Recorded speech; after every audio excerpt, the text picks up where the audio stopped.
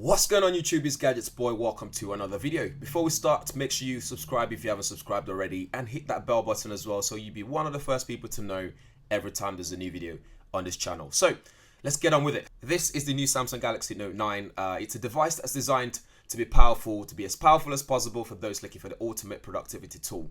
So it means it won't lag when you do multitasking and even media consumption and so on. A lot of the things that we loved about the Note 8 remains, and then some. Some of the important specs that you need to know about: you have a QHD Plus Super AMOLED display, super speed dual pixel camera, both 12 megapixel with OIS. The main lens has a mechanical variable aperture at f1.5 and f2.4, something that was seen on the Galaxy S9 Plus.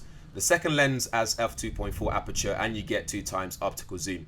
On the front there's an 8 megapixel selfie camera, which is really good.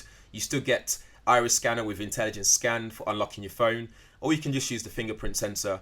Internal memory, you get 128 gig of memory with this one that I've got in front of me with 6 gig of RAM. You get fast processor in there depending on your location. You might get Exynos processor, or you might get Snapdragon processor in there. You can also expand the storage by up to a big whopping terabyte. I believe this might be one of the first devices out there that can actually handle that for now. For sound, you get an AKG tuned stereo speaker with AKG headphones in the box as well. It supports wireless charging and it's IP68 water and dust resistant ready. Now the big update goes to the SPen, which is nicer, especially if you get this version as well. You get a yellow SPen in a box. It's got Bluetooth support, which means you can now use it to take pictures, activate camera, take pictures remotely, so you don't have to take those selfies by holding your phone out there anymore. You can just place it somewhere and use it to activate, or like as a shutter button perhaps.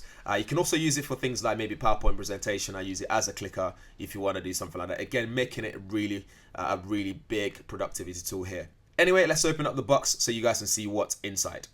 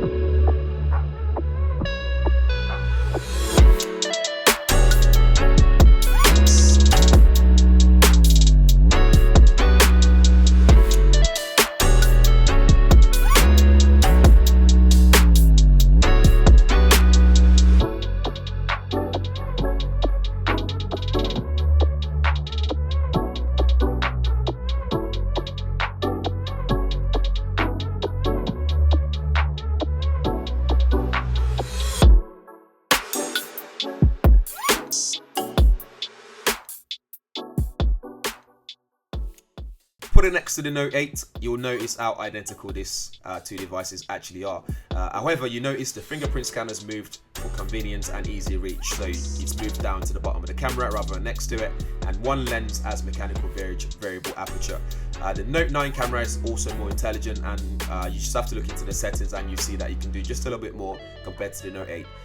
We'll show more of this when we review the actual device and, you know, tell you more about the device and how it performs and so on. Anyway, this has been an unboxing and overview of the Galaxy Note 9. Do let me know what you guys think in the comments below. Would you get one? Is it worth the upgrade if you got the Note 8 already? Let me know what you guys think in the comments below. Again, don't forget to subscribe and hit that like button and the bell button as well, so you'll be one of the first people to know when we upload any pictures on this channel.